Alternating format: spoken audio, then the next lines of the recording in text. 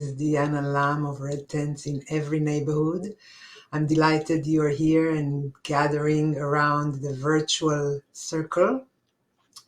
I'd like to answer today Christina from Canada, who asked, did she lose spiritual connection when she had a hysterectomy?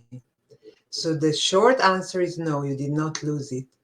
And the long answer is that this is a connection that we have innately as women. From the time of our first blood, we are connected to the spirit world through our cyclicity, and it is a connection that we need to seek. It's not a connection that's given to us like it's the air we breathe is here, whether we want to or not. We breathe, we inhale and exhale. The spiritual connection is something we actively seek. It's there, it's given, but we need to delve in, we need to enter it.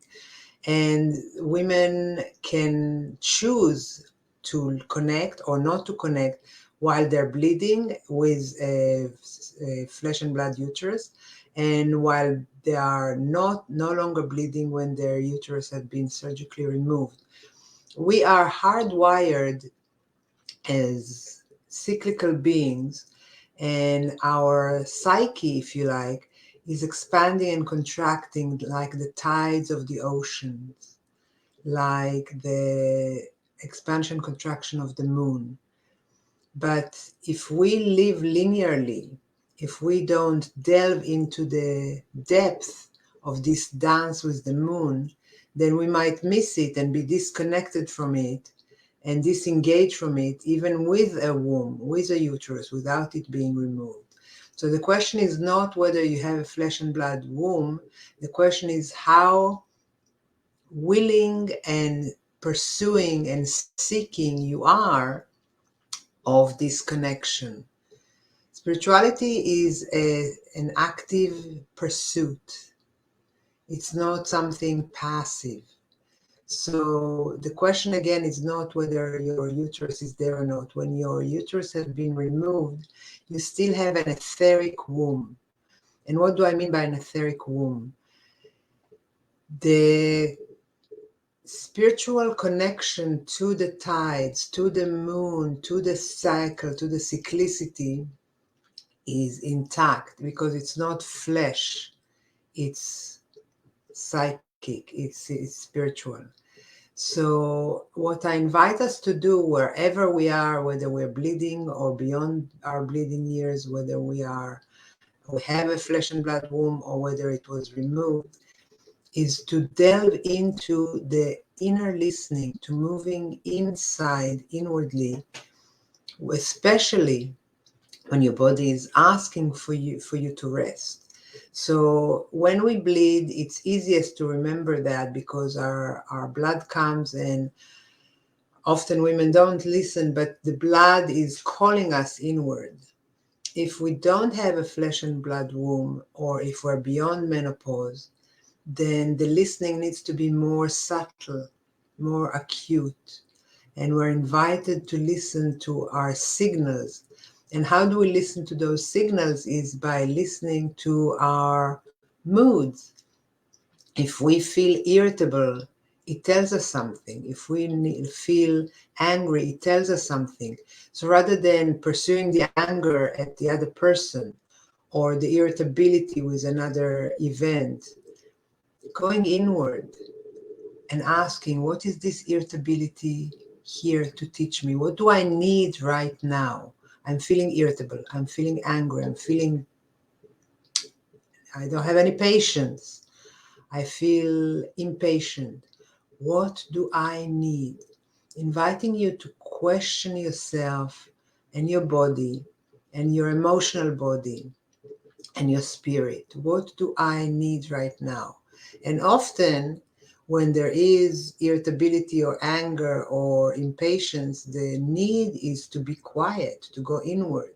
There is a need to refill our batteries and replenish our reservoirs that have been depleted. And doing that is only possible while we are in our own inner realm. We can't replenish and refill our batteries and our reservoir when we're out in the world expanding, interacting, working, conversing. That's a different phase. So those signals from our body of irritability and from our emotions of irritability and discontent are an arrow that points us inward. So I invite you to do just this one thing. Whenever you're irritable or impatient or angry or uncomfortable in your own skin, ask yourself, what do I need?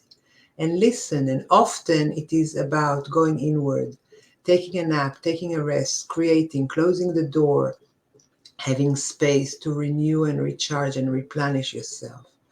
I'd love to hear your experiences. I'd love to hear how you fare with it. What insights do you get when you ask yourself, what do you need, instead of acting on the impulses emotionally or otherwise? So thank you, Tanya. I'm glad you're agreeing. I'll show your comment. Yes, yes. Any more? Oh, I can't hide your comment anymore. It's not allowing me to hide it. Interesting. Oh, there. Okay. Any more questions or comment before we are complete for today? I invite you to always be listening inward. You are your own inner well, and a well can be filled by going inside. A well is not filled from the outside. You fill yourself by going in. So I wish you happy trails in expanding and contracting, in listening inwards and finding what you need and replenishing yourself every time, again and again, like a battery that needs to refill and renew each time. It's not charged forever. So is our spirit. It needs to recharge time and again. Enjoy that. You're very welcome, Tanya. I appreciate hearing from you. I'm going to say goodbye for now. Oops, hiding.